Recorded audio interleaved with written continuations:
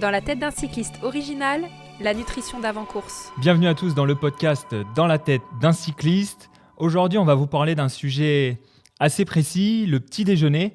Ça va être un sujet assez complexe pour moi. Je pense que les équipes de production ont voulu nous mettre un nouveau challenge. Parce que vous le voyez sur la table, il y a quand même pas mal de choses. Donc ceux qui nous écoutent justement à distance ou directement sur cette partie audio, on a quand même le fameux pain au chocolat français. Et pour tout ça, je suis accompagné par Lauriane. Lauriane, comment tu vas aujourd'hui ? Ça va, ça me donne faim le pain au chocolat, mais on va pas en parler beaucoup aujourd'hui dans cet épisode du petit-déj.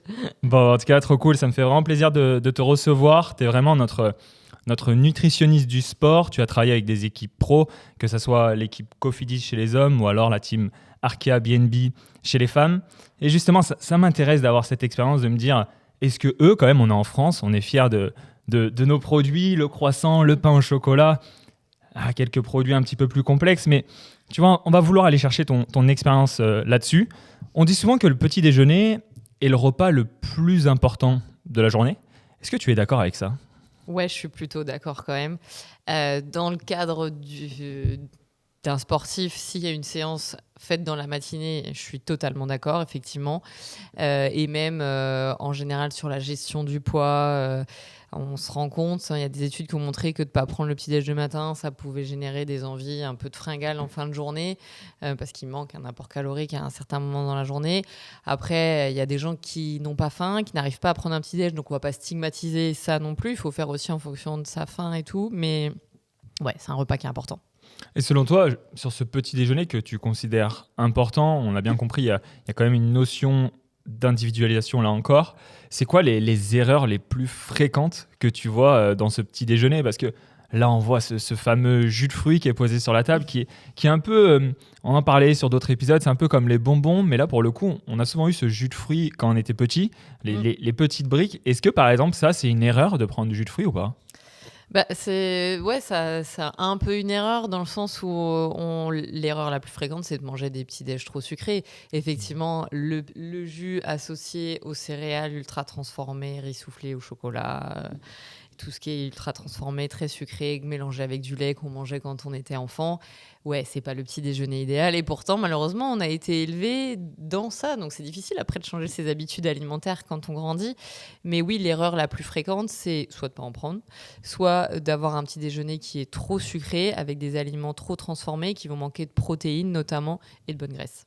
Et là, je me dis, on commence cet épisode, on est très français, très, très franchouillard avec... Le fameux pain au chocolat, et certains auditeurs vont me dire chocolatine, et c'est vrai qu'en plus je viens de là-bas, et le croissant. Mais finalement, est-ce que toi, avec ton expérience dans d'autres sports, je sais que tu travailles aussi pour la fédé de judo, est-ce que en fonction des nations, en fonction d'autres pays, tu vois vraiment une rupture dans ce petit déjeuner ? Est-ce que tu vois des réelles différences ? Ah oui, tout à fait. Hein. Le petit déjeuner anglais avec saucisses, beans et œufs, nous, il a du mal à arriver chez nous en France. Alors après, dans le contexte sportif, c'est un petit peu différent. Maintenant, les athlètes sont acculturés. On fait passer quand même des messages. On répète d'avoir des protéines le matin parce qu'on a cette composante masse musculaire qui fait que du coup, ça justifie des apports en protéines dès le petit déjeuner. Donc, ils sont un peu plus réceptifs. Dès que ça va parler de muscles, ils sont un peu plus réceptifs. Donc, ça a un petit peu changé. Mais quand ils peuvent se faire un brunch et remettre des viennoiseries, ils vont vite le refaire, mais oui, suivant les cultures, effectivement, ça va changer. C'est arrivé quand on va dans des hôtels à l'étranger de trouver des choses, on se dit mais jamais de la vie, nous on pourrait manger ça le matin. Ça ne dérange pas de manger du poisson et un vrai repas en fait quelque part. Donc oui, suivant les cultures, ça va être totalement différent. Ouais. Et justement, nous sur la table, on n'a pas mis le poisson, on n'a pas mis le fromage, le bacon, etc. Team salé ou team sucré, c'est souvent un débat quand même chez nos amis sportifs. Ouais. Est-ce que d'un point de vue vraiment performance, toi, tu as un conseil d'aller sur une team ou sur une autre ? Alors, je dirais que c'est pas tellement sucré ou salé, c'est plutôt quel type d'aliment on va trouver dedans. C'est vrai que le team sucré, on va trouver plus de glucides rapides, mais je dirais que l'idée, c'est d'avoir de l'hydratation. On s'est déshydraté toute la nuit parce qu'on n'a pas bu, ça fait plusieurs heures, c'est la période de la journée sur laquelle on ne boit pas, on s'est déshydraté. Donc avoir une boisson, de l'eau, un thé, un café. D'avoir une source de glucides plutôt complexe, donc du pain complet, des flocons d'avoine. Si on peut aussi, là je parle dans un contexte plutôt sportif, mais mixer les sources de glucides, donc de ne pas avoir que du pain, pas avoir... éviter plutôt la brioche, la viennoiserie, et avoir flocons d'avoine à côté ou éventuellement du riz pour ceux qui aiment bien manger salé et notamment avant une course, mais on en parlera, ça peut être une bonne idée. Associé avec des protéines, et donc c'est là où je dis en fait salé ou sucré, peu importe, parce qu'on peut trouver des protéines plutôt laitières à base de skyr ou de fromage blanc, ce qui nous permet d'avoir un petit déjeuner sucré pour ceux qui ne peuvent pas le manger salé. Ouais. Et donc le petit déjeuner sucré ne sera pas nécessairement moins protéiné si on intègre du coup ces aliments-là. Et sinon, dans le cas du petit-déj salé, ça va être effectivement plutôt jambon, thon, poulet, oui, thon, saumon aussi, et associé à des bonnes graisses, et donc pas des graisses plutôt animales, type le gras qu'on va retrouver dans les viennoiseries, donc du beurre, ou alors du beurre sur les tartines, mais plutôt avocat ou beurre de cacahuète, qui sont des sources de graisse avec des meilleurs profils d'acides aminés, profils lipidiques, pardon, d'acides gras, excusez-moi, acides aminés c'est côté protéines, et qui seront meilleurs pour la santé. Et j'ai envie d'aller sur un sujet par rapport à tout ce que tu nous dis, c'est que tu dis qu'il y a quand même une importance de ce petit déjeuner. On a vu que team sucré et team salé, au final, il y avait plein d'aspects à aller beaucoup plus loin que ça. On va essayer pendant l'épisode d'aller chercher justement les erreurs qui sont commises par les sportifs, mais aussi, on va dire, le petit déjeuner que j'ai envie de dire parfait. Mais une notion qui m'alerte, ou j'ai envie de te questionner aussi, c'est que on voit souvent, de plus en plus, j'ai l'impression que c'est un peu aussi, encore une fois, une question de mode, la notion de jeûne intermittent qui arrive chez les sportifs, que ce soit amateur et tu me diras pour la partie professionnelle. Et on voit ce concept arriver, et finalement, le petit-déj, c'est souvent le repas qui saute. Toi, t'en penses quoi ? Est-ce que quand c'est bien maîtrisé, c'est quelque chose qui est intéressant ? Ou alors tu retombes sur ta réponse de tout à l'heure en me disant non, le petit déjeuner, c'est très important. Ouais, il n'y a pas d'études qui montrent que le jeûne intermittent va aider à la performance. Les effets bénéfiques du jeûne intermittent vont plutôt se trouver sur le côté plutôt métabolique et amélioration plutôt au niveau de maladies chroniques, mais c'est pour des gens du coup qui ont une hygiène de vie et une hygiène alimentaire qui est peu recommandable initialement. Chez les sportifs, il n'y a pas de relation jeûne intermittent performance. Et en plus, comme tu l'as dit, c'est souvent le petit-déj qui saute, mais d'un point de vue plutôt rythme circadien et sécrétion de différentes hormones, ça ne justifie pas que ce soit le petit-déj qui soit sauté. Il faudrait plutôt faire sauter le repas du soir, ou en tout cas le décaler, le prendre un peu plus tôt sur les coups de 16-17 heures. D'accord. Et faire sauter ce repas-là plutôt que le petit-déj. Et d'un point de vue sportif, en fait, tout dépend ce qui va se passer dans la journée derrière. Sauter le petit déjeuner en se disant je vais perdre du poids, mais on a une séance difficile derrière, soit longue, soit avec des intensités, c'est pas la bonne idée. Par contre, si on est dans un objectif de déficit calorique, de travailler sur le métabolisme lipidique et qu'on a une séance à faible intensité derrière qui peut être prolongée, pourquoi pas, même si le fait de s'entraîner à jeun, c'est pas non plus la stratégie qui a démontré le plus d'adaptation au niveau du métabolisme lipidique, en tout cas d'avoir juste un entraînement jeûné isolément. Il y a d'autres façons, il y a plein d'études du coup qui ont proposé d'autres stratégies. Donc non, c'est pas sauter un petit déj ou s'entraîner à jeun n'est pas forcément corrélé à de la performance. Ouais. Donc si on revient sur l'importance de ce petit déjeuner, est-ce que finalement, il y a une notion aussi de temps ? Est-ce que, écoute, là, je vais manger tout ce qu'on trouve sur notre table et je me dis, c'est le moment, je te quitte, je vais faire 2 heures justement de vélo avec des fortes intensités.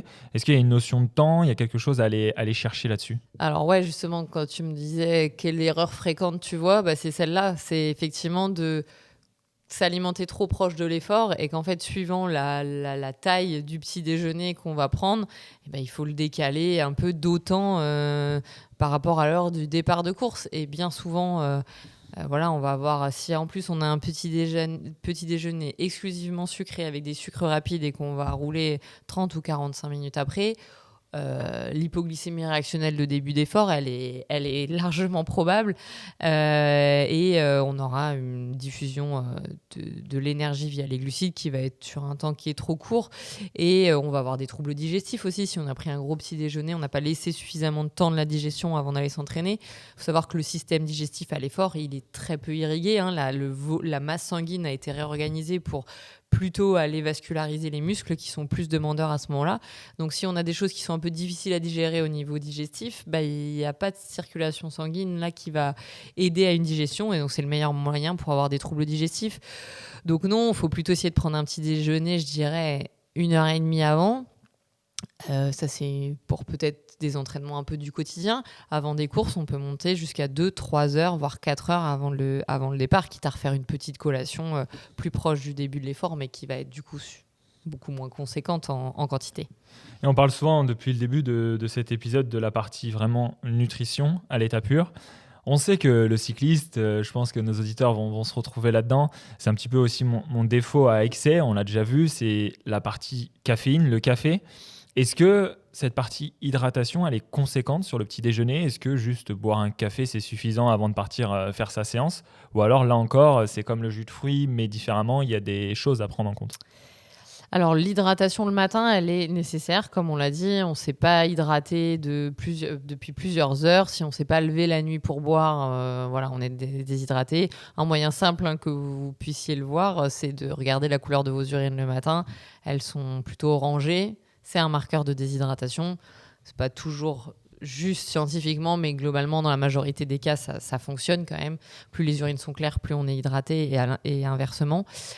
Donc oui, on est déshydraté le matin. Alors un café, tout dépend de quel café on parle. Si on parle d'un café expresso, il n'y a pas beaucoup de volume d'eau dedans. Donc là, ce n'est pas ça qui va permettre une hydratation. Par contre, si on a un café plutôt cafetière et un grand bol de café, là oui, ça va aider un peu à l'hydratation. Café et thé, c'est un petit peu diurétique, mais ça va quand même participer, de par ce gros volume d'eau bu, à de l'hydratation quand même. C'est pas des boissons qui vont déshydrater. Après, voilà, ça peut être bien de coupler avec des verres d'eau. En plus, surtout si du coup on prend un petit déj 2 ou 3 heures avant le début de l'effort, on peut continuer à boire après le petit déj avant de partir rouler. Et justement, tu parles de ce petit déj 2 à 3 heures avant l'effort. Donc là, on fera vraiment un focus compétition, mais la majorité des cyclistes que nous sommes, le dimanche matin, la sortie, elle est à 8 heures. On a fait en général une grosse semaine. On se réveille, on va dire, vers 7 heures. Allez, pour les plus courageux, aux alentours de 6h30. Donc finalement, le repas, il est quand même assez rapproché. Donc comme tu le disais, il faut quand même un petit déjeuner digeste. La prise du gel, on en a assez souvent parlé avec toi dans d'autres épisodes. La prise vraiment de nutrition lors de l'effort, est-ce qu'elle doit être décalée ? Parce qu'en général, on parle de X grammes par heure. Est-ce que là, la première heure, on se dit, le petit déjeuner fait l'apport glucidique nécessaire ? Ou alors on repart de zéro quand la séance commence ? Tout dépend, encore une fois, je me répète, mais de l'objectif de la séance. Elle peut, si on part sur une séance tranquille, attendre que du coup, effectivement, au niveau digestif, on se sente un petit peu mieux pour commencer à manger sur la sortie. Si par contre, c'est une grosse sortie importante, déjà, il ne faudrait pas prendre son petit déj si près et commencer à manger dès le début. Il faut toujours quand même garder en tête d'assurer un confort digestif. Donc, effectivement, on peut tolérer que la nutrition pendant la sortie, elle ne commence pas immédiatement dès les premières 15 minutes, et on peut attendre d'avoir un petit peu plus de place, ouais. Bon, en tout cas, j'ai cru comprendre que le petit déjeuner était vraiment un élément important. Donc, je me dis, on va aller chercher les erreurs fréquentes encore plus en détail. On va aller traiter, par exemple, le thème comme on le voit très souvent en running, du running à jeun et justement la pratique du vélo à jeun. J'en profite d'ailleurs pour dire à nos auditeurs que là encore, on est sur un sujet qui est très divers et très varié. Donc, si tu es en train de faire ta séance home trainer, que tu es dans les transports, dans le métro, ne t'inquiète pas, nos équipes font vraiment une fiche technique récap de tout l'épisode. Il suffit de t'inscrire à la newsletter de Dans la tête d'un cycliste, et tous les samedis, tu recevras justement cette petite fiche technique. Et si tout se passe bien, pour la sortie du dimanche matin, tu auras révisé, tu auras toutes les informations, et je pense que quelques éléments qui sont sur la table ne seront pas présents dans ton assiette. Justement, parlons des erreurs, Lauriane. Beaucoup de sportifs aiment pratiquer l'entraînement à jeun. Il y a pas mal de choses qui circulent sur ça. On le voit des fois, certains disent c'est pour perdre du poids. Tu nous parlais dans un autre épisode que c'était pour qu'on avait la filière aussi lipidique. Cet entraînement à jeun, est-ce qu'il représente des risques ? Si oui, lesquels ? Il peut représenter quelques risques, oui, effectivement, notamment de fringales. Vous pouvez retrouver un autre épisode sur ce thème, mais effectivement, il peut représenter effectivement ce risque-là, avec du coup un un apport glucidique qui ne va pas être suffisant au regard de l'intensité qu'on va mettre sur la séance. Donc, si vous partez en sortie à jeun, prenez quand même quelque chose avec vous dans la poche pour, si jamais il y avait le moindre souci de fringale ou énergétique, d'avoir quand même quelque chose pour terminer la séance et pouvoir rentrer chez vous en toute sécurité. Il n'y a pas vraiment de risque sinon. Au début, on peut, si on n'est pas habitué, psychologiquement, ça peut induire un peu un stress parce que justement, on n'est pas forcément sûr de ne pas faire un malaise, choses comme ça, mais ça, c'est des choses auxquelles on s'habitue assez vite. Après, il y a un risque de fonte musculaire, c'est pas un gros risque, mais effectivement, le muscle n'étant pas fourni vraiment en énergie, il va se fournir en lipides et en protéines, mais les ressources de protéines au sein de l'organisme sont ses propres réserves musculaires. Donc, l'organisme va un peu s'auto-consommer, donc c'est pas l'idéal. Donc, souvent, si on est dans une recherche de maintien de la masse musculaire, voire de prise de masse musculaire, l'entraînement à jeun, il est plutôt déconseillé. Après, on peut très bien ne pas prendre de petit-déj, mais commencer à manger dès le début de la sortie. Donc là, on n'est plus sur un entraînement à jeun, mais je veux dire, on peut ne pas prendre le petit déjeuner si la séance, encore une fois, n'est pas de très grande intensité. Voilà, on est un petit peu plus vulnérable au virus et à l'immunité. On a une immunité un peu abaissée quand on est à jeun. Voilà, c'est pas des gros risques. Voilà, juste être prudent et prendre quelque chose au cas où pour éviter l'hypoglycémie. Ouais. Et avec ton expérience chez les cyclistes professionnels, est-ce qu'il y a cette pratique justement de l'entraînement à jeun ou alors pour toi c'est vraiment quelque chose qui est très pratiqué chez les amateurs? Ouais, c'est quand même un peu pratiqué chez les pros parce qu'on met en place quand même, surtout quand on est en période de pré-saison, une périodisation glucidique, c'est-à-dire qu'à certains moments, on va privilégier beaucoup de glucides, à certains moments moins. Tout dépend de l'objectif. Quand on est dans l'enchaînement des courses et qu'on cherche la performance, on va privilégier là beaucoup de glucides. À l'inverse, quand on est en pré-saison sur beaucoup de volume mais pas trop d'intensité, on peut se permettre de retravailler un peu ce métabolisme énergétique et de travailler sur le métabolisme lipidique. Et du coup, là, il y en a certains qui aiment bien aller rouler à jeun quand c'est une sortie de récup. En fait, c'est sur leur journée de récup qu'ils ont 1 heure, 1 heure et demie de sortie. Ils vont partir à jeun. Mais alors sinon, dès qu'il y a en dehors de ces sorties considérées comme récup, il n'y a jamais de séances à jeun qui sont pratiquées par les sportifs. Ouais. Et quelque chose, les sportifs pros, on se rend compte que du coup, c'est aussi tout un suivi. On verra tout à l'heure le petit déjeuner parfait. Et on parlait souvent du gel, on va dire de l'apport vraiment de sucre rapide pendant l'entraînement. Est-ce que si je me lève trop tard, j'ai eu une panne de réveil, imaginons, mettons-nous dans la peau de notre auditeur qui nous a écoutés samedi soir, il a sa séance le dimanche matin, il a été tellement passionné par l'épisode qu'il a tiré un petit peu trop tard et finalement il s'est réveillé un petit peu tard. Est-ce que c'est une solution de se dire allez hop, je prends un gel, comme ça je pars dans 20 minutes, je vais facilement digérer et ça va me faire l'apport nécessaire?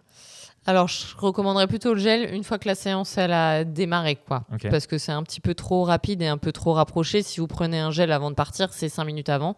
Mais 20 minutes, on va déjà être un petit peu trop loin du début de l'effort pour des glucides qui sont aussi rapides. Donc, je dirais plutôt, on s'hydrate, on prend des grands verres d'eau, un café. On peut prendre plutôt quelque chose de solide, une banane ou une barre comme ça, vite fait. Et par contre, dès que la sortie démarre, là, on commence à consommer des glucides tous les quarts d'heure, 20 minutes, dès le début. Et là, on n'attend pas d'être pleinement réveillé. On consomme des sucres dès le début. Bon, on va passer à... De gel, par exemple. J'imagine. On va passer à l'aspect compétition parce que là, normalement, si tout se passe bien, on l'espère pour nos auditeurs, ils se réveillent à l'heure. Justement, ils ont pris un petit peu d'avance. Donc, tu vas nous donner les conseils sur cet aspect compétition. J'ai 2 questions. La première, c'est à partir de quand on doit prendre ce petit déjeuner? Parce que là, pour le coup, on peut vraiment être prévoyant.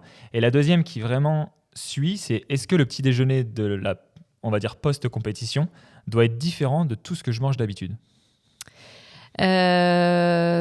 Alors, effectivement, plus on va avoir une course longue, plus il faut avoir un petit déjeuner qui est un peu conséquent, long ou difficile. En général, on va être aux alentours des 2 à 3 grammes par kilogramme de poids de corps pour un petit déj de course. Si on n'est pas en course, je dirais plutôt aux alentours de 1 ou 1,5 grammes par kilogramme de glucides sur le petit déj. Et du coup, on décale d'autant que la quantité de glucides, l'heure du petit-déj. C'est-à-dire que si on a visé un petit-déj à 3 grammes kilo de glucides, on va le consommer 3 heures avant pour avoir le temps de la digestion. Si on a un petit-déj à 2 grammes kilo, on le décale 2 heures avant. Ça pour assurer la digestion. Après, dans le contenu, Oui, il est un petit peu différent. Après, il va rester sur ces principes que j'ai énoncés. Hydratation, différentes sources de glucides complexes, des bonnes graisses et des protéines. Après, il va être un petit peu plus conséquent. C'est vrai qu'une base, je dirais, ça pourrait être flocons d'avoine sur une base boisson végétale ou alors skyr avec des fruits rouges et une tranche de pain complet, par exemple. Là, ce serait pour quelque chose en règle générale. En course, on passera plutôt sur du pain blanc. On va rajouter du riz blanc à côté. On peut ajouter des œufs, par exemple, une omelette avant le début de la course. Donc oui, il va être un petit peu plus complet et ce sera plutôt un vrai repas parce que finalement, la course après est tellement longue que du coup, il y a un repas un peu qui va sauter. Mais du coup, voilà, on sera sur un petit déjeuner qui ressemble plus à un repas. En bonne graisse, on peut avoir de l'avocat mélangé par exemple avec le riz et l'œuf. On peut avoir du beurre de cacahuète sur le pain. Et pourquoi c'est important d'avoir des bonnes graisses et des protéines, c'est que ça va limiter le pic de glycémie post-petit déjeuner, ce qui va permettre du coup une fourniture en énergie et en glucose plus prolongée sur le début de course que si on avait du pain avec de la confiture, quoi. Ouais, c'est sûr que tout ce que tu me dis, pain, confiture, omelette, là, ça donne faim. Mais je me mets dans la peau de nos auditeurs. Ça m'est déjà arrivé. Tu vois, cette course sur laquelle on s'est préparé depuis de nombreux mois.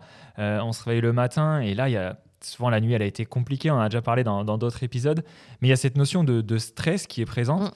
Et on le sait très bien, quand le stress il est présent, on ressent cette petite boule au ventre, on n'a pas très faim. C'est quoi ton conseil là-dessus ? Est-ce que tu as envie de dire aux auditeurs, prenez du temps pour aller faire une méditation, revenir et peut-être que ça ira mieux ? Ou alors tu as des astuces justement associées à ça ?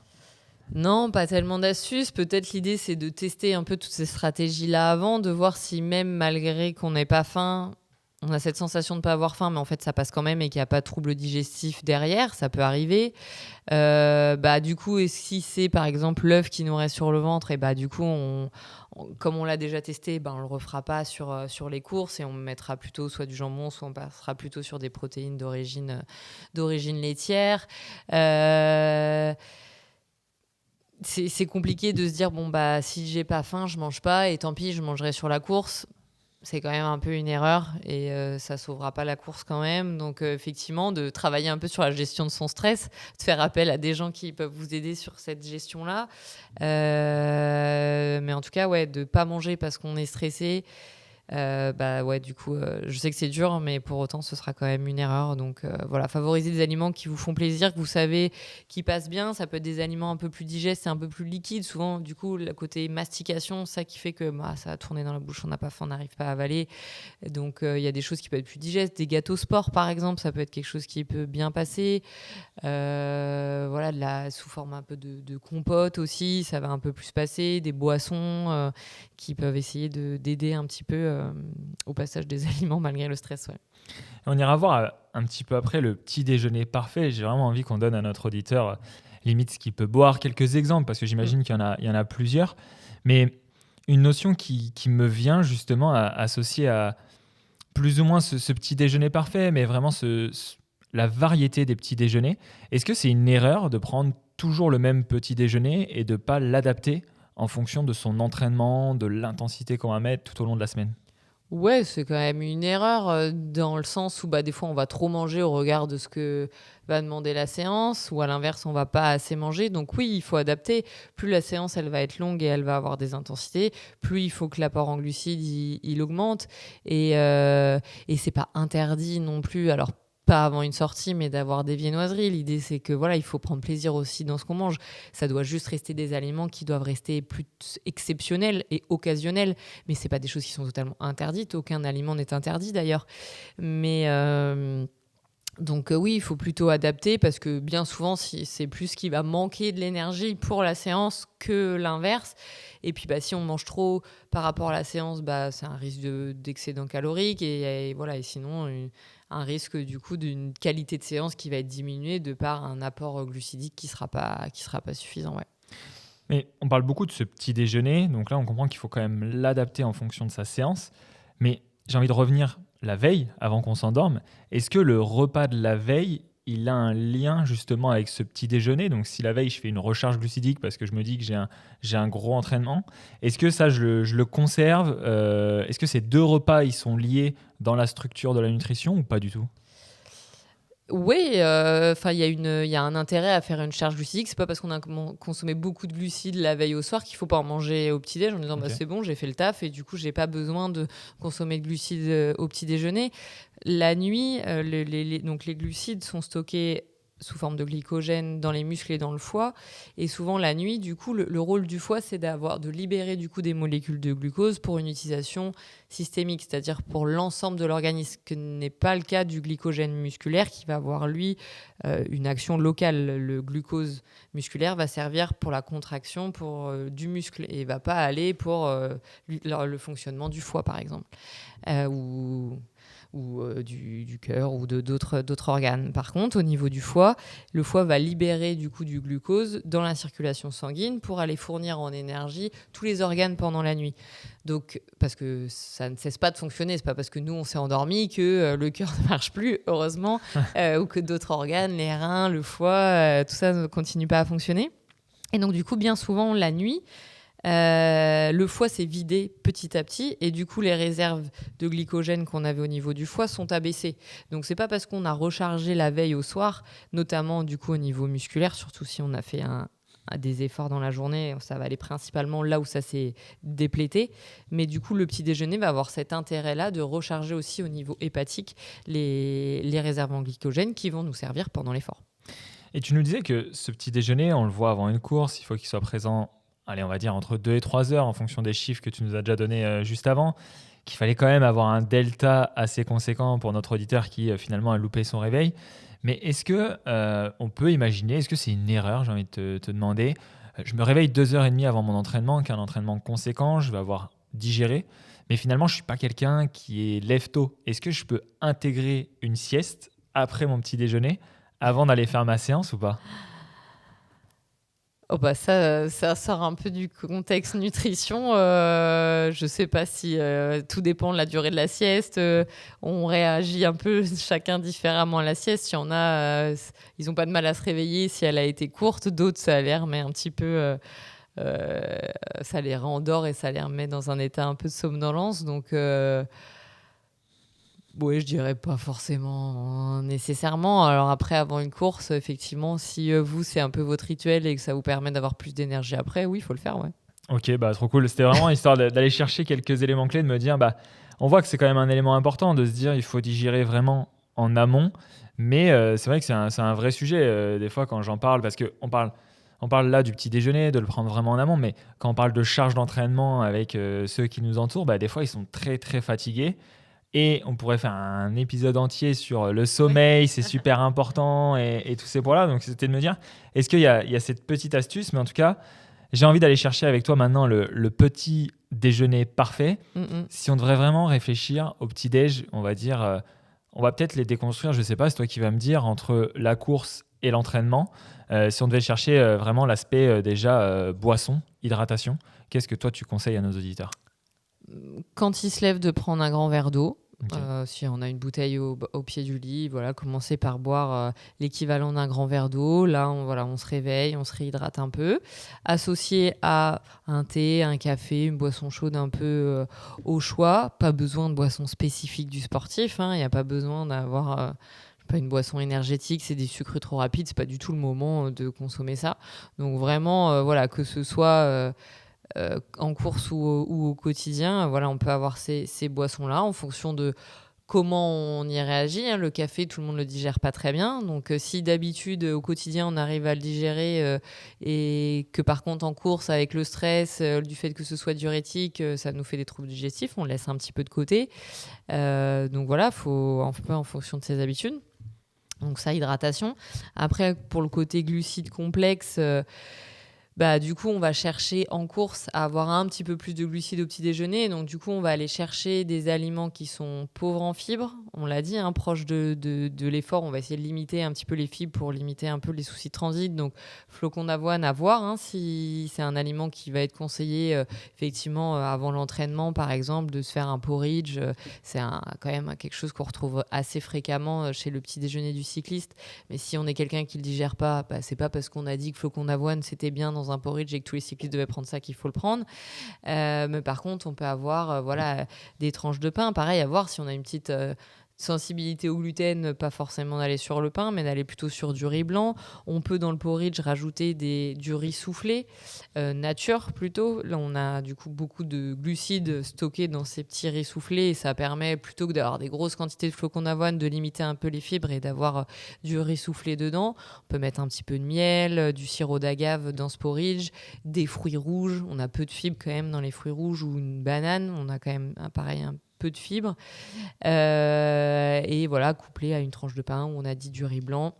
Le riz, on va pas trop le garder sur les séances d'entraînement, mais on va rester sur un porridge et tranche de pain. Après, en termes de bonne graisse, on peut avoir du beurre de cacahuète qu'on peut mettre dans le porridge, par exemple, ou de la purée d'amande, ou alors sur le pain, de l'avocat aussi écrasé qu'on peut avoir aussi sur le pain, par exemple, ou dans le riz. Et enfin, en termes de protéines, soit protéines laitières si on les digère bien, type skyr, fromage blanc, ou alors on l'a dit, œufs, jambon, poulet, saumon. Alors saumon, je déconseillerais quand même un peu en course parce que c'est un peu gras, donc un peu difficile à digérer. Ça peut être plutôt sur des sorties du dimanche pour faire un peu brunch par exemple s'il est bien digéré. C'est vrai que finalement, comme tu nous le dis, il y a tous ces éléments, ça fait un sacré repas au final. On se rend compte que c'est limite un repas très complet. Si je refais un focus sur la partie hydratation, est-ce que le chocolat chaud, on ne l'a pas cité, oui. Est-ce que ça peut être une solution ou pas ? S'il n'y a pas d'intolérance au lactose et que le lait est bien digéré, pourquoi pas ? En général, quand on est adulte, c'est quand même pas ce qu'on digère le mieux. Donc, c'est rare quand même de voir ça. Chocolat, je dirais plutôt chocolat pur cacao et pas trop sucré, pas les préparations qu'on a pour enfants qui sont un peu trop sucrées, qui seront des sucres rapides. Donc vraiment chocolat avec beaucoup de cacao, pas trop de sucre. Voilà, on le voit effectivement rarement parce que souvent à l'âge adulte, on a perdu un peu l'enzyme qui permettait de digérer le lactose et ça peut faire des troubles digestifs. Ouais. Et justement, est-ce que c'est pour ça qu'on voit arriver de plus en plus, est-ce que c'est une question de mode ou c'est vraiment un intérêt, tous ces laits végétaux est-ce que toi, de ton expérience dans le cyclisme professionnel, c'est des choses qui sont énormément consommées par les cyclistes ou pas du tout ? Ouais, c'est plutôt consommé, mais alors par contre... Le problème, c'est qu'on appelait ça lait végétal. Aujourd'hui, on l'appelle plus lait végétal, justement parce que ça a créé de la confusion, mais boisson végétale, parce que c'est pas du tout du lait. Dans des boissons végétales, on a quasiment que de l'eau. Il n'y a rien dedans. Il n'y a pas de protéines, il n'y a pas de sucre. C'est pas aussi complexe que l'est le lait, qui est un aliment très complet et très intéressant nutritionnellement. Mais les boissons végétales, elles n'ont pas d'intérêt nutritif, si ce n'est mettre avec des flocons d'avoine et que ce soit plus digeste ou mettre un petit peu dans le café si vous voulez, mais il faut surtout pas se méprendre que quand on boit une boisson végétale, c'est comme si c'est le substitut du lait, il n'y a pas de calcium, il n'y a pas de protéines, donc c'est vraiment une autre boisson, quoi. On ne dit pas qu'on boit du thé pour remplacer du lait, on ne dit pas qu'on boit une boisson végétale pour boire du lait, c'est vraiment deux choses qui n'ont rien à voir. Et tu nous parlais de cette fameuse baguette, c'est vrai qu'on est en France, c'est vraiment un élément qui est assez conséquent au petit déjeuner. On l'associe souvent avec du beurre et de la confiture. C'est quoi ton point de vue là-dessus ? Est-ce que c'est mieux de prendre juste du beurre, juste de la confiture, ou alors c'est bien d'associer les deux ? Les deux vont avoir des impacts différents. Beurre, protéines, graisse plutôt, matière grasse plutôt animale, riche en acides gras saturés, plutôt mauvais sur le côté cardiovasculaire, pro-inflammatoire, donc plutôt à limiter. Confiture hyper sucrée, donc index glycémique rapide. Ça n'a rien à voir. C'est un peu plus la mode là, de faire beurre de cacahuète avec de la confiture par-dessus. Le fait d'avoir du gras fait que du coup, on va limiter un peu le côté index glycémique rapide de la confiture. C'est très énergétique, le beurre de cacahuète, comme toute matière grasse. Après, peut-être pas sur une baguette blanche ultra transformé pareil, mais un pain, alors pas très complet, on va pas avoir en course des farines très foncées sur les pains, mais plutôt, mais peut-être pas la baguette blanche pure complètement, mais pourquoi pas, voilà, mettre soit juste du beurre de cacahuète, soit juste de l'avocat avec justement cette tranche de jambon par-dessus ou un œuf qui permet d'éviter la confiture. Et en termes de conseils, de quantité, tu nous as dit quelques chiffres tout à l'heure, on se rend compte que finalement, c'est une vraie préparation. Par exemple, avant une course, il faut faire tous ces calculs. Et on arrive le jour de la course et malheureusement, on ne peut plus trop peser parce qu'on a oublié la balance chez soi. Ouais. Est-ce que tu peux nous donner une idée de volume, de quantité ? C'est-à-dire que, est-ce que je dois manger une baguette entière ? Est-ce que c'est une demi-baguette ? C'est quoi un petit peu les notions ? Je sais que c'est peut-être individualisé, mais pour avoir un point de vue là-dessus. Ouais, en fait, du coup, c'est individualisé parce que c'est rapporté au poids de corps. Donc, en fait, je peux pas donner une réponse parce que si quelqu'un nous écoute qui fait 60 kilos ou qui en fait 80, les quantités, elles seront pas les mêmes. Ce que je vous encourage, c'est que c'est pas à vous de faire ce calcul de traduction 2 à 3 grammes kilo de glucides, qu'est-ce que ça me fait comme aliment, mais c'est d'aller voir un diététicien nutritionniste où c'est notre métier de traduire les conseils théoriques en pratique. Qu'est-ce que finalement je mange dans l'assiette ? Les coureurs, les patients vont pas manger des macronutriments, ils vont manger des aliments. Donc c'est à nous de traduire les besoins en macronutriments, donc protéines, lipides, glucides, en type d'aliments. Donc ça, c'est notre job. Donc l'idée, c'est d'aller voir des nutritionnistes qui vont faire des protocoles de petit-déj de compétition, d'entraînement, d'alimentation sur le vélo, mais qui vont vous traduire ça en aliments.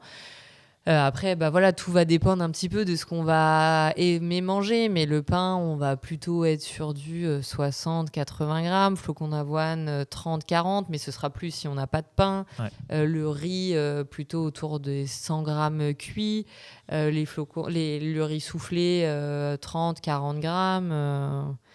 Voilà, pour donner des fourchettes, mais bon, là, je peux pas être trop précis parce que du coup, ça dépend des poids de chacun. On comprend très bien les enjeux, mais au moins, ça nous donne un petit peu une notion et surtout, ce qui est important, et ce que je vais juste rajouter, mais que tu as déjà beaucoup dit, mais c'est d'avoir cette notion de se dire qu'est-ce qui est du glucide finalement, parce que c'est pour ça que tu as quand même mis le point d'alerte de se dire si vous n'avez pas de pain, il faut rajouter du flocon d'avoine. Donc, c'est ça qui est quand même intéressant. Et quand on sort du petit déjeuner, on a justement cette course qui arrive à 3 heures, si on a été, on va dire, un peu plus prévoyant. On voit souvent les athlètes avec une boisson de préparation. On voit même des athlètes prendre un gel 5 minutes avant le départ. Ouais. Je peux considérer que, malgré tout, c'est presque la phase du petit déjeuner encore. Toi, c'est quoi ton point de vue là-dessus ? Qu'est-ce qui se cache dans ces boissons de préparation ? Souvent, les boissons qui sont consommées avant, c'est de la maltodextrine, c'est des polymères de glucose. Donc, pour continuer à avoir cet apport en glucides un peu conséquent tout au long de la journée. De toute façon, on fait que répéter. Je ne sais pas combien de fois j'ai répété le mot glucides, mais voilà, vous l'avez bien compris que c'est au cœur de la performance. Donc, ça peut être soit que le petit déjeuner, il est loin. Il y en a qui aiment bien se lever tôt pour être tout seul au petit-déj, être tranquille, qui n'est pas l'ensemble de l'équipe, ou qui sont lève tôt, qui n'ont pas envie de traîner dans leur lit. Donc, du coup, pour un peu que le départ soit un peu tard. Donc, ça permet de refaire une petite charge glucidique un peu avant. Le gel, c'est souvent si y en a un qui veut aller dans l'échappée dès le début et du coup, il faut qu'il ait une bombe un peu énergétique dès le départ ou alors qu'il y a un col dès le début. Tout dépend aussi. On va adapter tout ça en fonction du profil de la course. Donc, voilà, il y en a qui vont être plutôt sur quelque chose de solide. 3/4 d'heure, 45 minutes avant, comme un gâteau de riz, un morceau de banane. Voilà, on peut avoir un petit snack. C'est plutôt des snacks que le petit-déj qui continue. Et voilà, ça va être adapté un peu en fonction de cette heure du petit-déj qui a été consommée. Est-ce que aussi, la veille, on était sur une grosse étape, on n'a pas réussi de toute façon à compenser les pertes énergétiques et du coup, on continue à compenser ça un petit peu le matin, surtout que le menu du jour, il n'est pas forcément plus facile. Ça arrive, ça sur le Tour de France, qu'on ait 2-3 jours extrêmement difficiles, où là, nutritionnellement, c'est un vrai challenge, voire impossible de combler les pertes. Et donc, du coup, on a recours à ces aliments de nutrition du sport, mais qui sont toujours utilisés pour leur côté peu pratique, mais ce n'est pas forcément des choses à intégrer au quotidien. On voit que c'est un sujet, une nouvelle fois, quand même assez complet. Justement, on se rend compte que sur la table, on a certains éléments qu'il faut potentiellement éviter, d'autres à mettre en place dans une bonne pratique du petit déjeuner. Si tu devais un petit peu synthétiser tout ça, l'importance du petit déjeuner, un petit peu les éléments clés à garder en tête pour nos auditeurs, comment tu t'y prendrais ? Prendre un petit déj. On l'a dit, ça peut être important, surtout si le programme de la journée, course ou séance d'entraînement est important pour vous. C'est possible de faire des séances à jeun si la séance est plutôt d'intensité plutôt faible, en prenant quelque chose avec vous pour éviter l'hypoglycémie ou l'infringale. Ayez des petits déjeuners qui soient complets, de l'hydratation, varier les sources de glucides plutôt complexes, des bonnes graisses, des protéines, favoriser des aliments qui sont bruts, pas transformés, ça c'est une règle générale un petit peu en nutrition, et trouver les aliments qui vous correspondent, qui vous créent pas de troubles digestifs. Voilà, si flocons d'avoine, fruits secs, ça vous crée des troubles digestifs, même si c'est sur la liste des aliments pensés plutôt bons, ce sera pas dans votre petit-déj, c'est pas grave. L'idée c'est de tester du coup un certain type de petit-déj au fur et à mesure, et puis vous trouverez ce qui vous convient le mieux. Merci pour cette petite synthèse pour nos auditeurs. Je te propose qu'on passe à notre rubrique Vrai du faux. Est-ce que tu es prête ? C'est parti, allons-y. Et on va passer justement à cette rubrique Vrai du faux pour comprendre vraiment le petit déjeuner du cycliste. Et pour commencer, Lauriane, vrai ou faux, sauter le petit déjeuner peut aider à perdre du poids ? Faux, du coup, parce que le perte de poids, c'est un système qui est beaucoup plus complexe, qui est un déficit calorique. Alors oui, si on saute un repas, ça peut rentrer dans un déficit calorique. Mais à l'inverse, ne pas prendre de petit-déj peut faire prendre du poids si on est sujet à des fringales en fin de journée. Là, c'est vraiment très individuel. Donc, il y a d'autres moyens de perdre du poids que de juste sauter le petit-déj. Au top, merci à toi. Vrai ou faux, il faut manger des pâtes au petit déjeuner avant une sortie longue ? Il faut manger des glucides. Après, pâtes est une source de glucides. Effectivement, c'est pas forcément la source de glucides idéale, parce que souvent plus difficile à digérer que du riz, mais pourquoi pas. Après, il ne faut pas absolument. Si on a du pain, des flocons d'avoine ou du riz, ce sera aussi très bien. On sait que le café est vraiment un petit peu le péché mignon de la majorité des cyclistes. Vrai ou faux, le café augmente la performance ? Vrai, la caféine, c'est une molécule qui est considérée comme étant ergogénique, c'est-à-dire qu'elle aide à améliorer la performance, notamment sur la vigilance, la capacité de concentration et aussi sur la perception de l'effort, notamment pour des efforts longs d'endurance. Donc oui, la caféine aide à la performance. Par contre, si on n'aime pas le café et que le côté café nous génère des troubles digestifs, de l'inconfort, on va s'en passer. On prendra de la caféine plutôt sous une autre forme, sous forme de gel. Il existe des chewing-gums de caféine, des gélules de caféine. Mais oui, ça aide à la performance, ouais. Mais pas nécessairement que sous forme de café, quoi. Ok, tu nous as souvent parlé de glucides. Ah bon. C'est vrai que c'est vraiment le sujet important. J'espère que c'est retenu, ça. Je vais te parler des fibres, tiens, pour changer. Vrai ou faux, il faut éviter de manger des fibres le matin. Avant une course, vrai. Au quotidien, plutôt faux. Les fibres, ça a tout un tas de vertus santé, de régulation de la glycémie, du transit. Ça nourrit notre microbiote intestinal qui, en retour, va nous offrir plein de bénéfices sur la santé. Donc, plutôt avant une course, oui, c'est vrai, on va chercher à les limiter. Au quotidien, pas du tout. Une alimentation plutôt riche en fibres, ça sera plutôt gage de santé, ouais.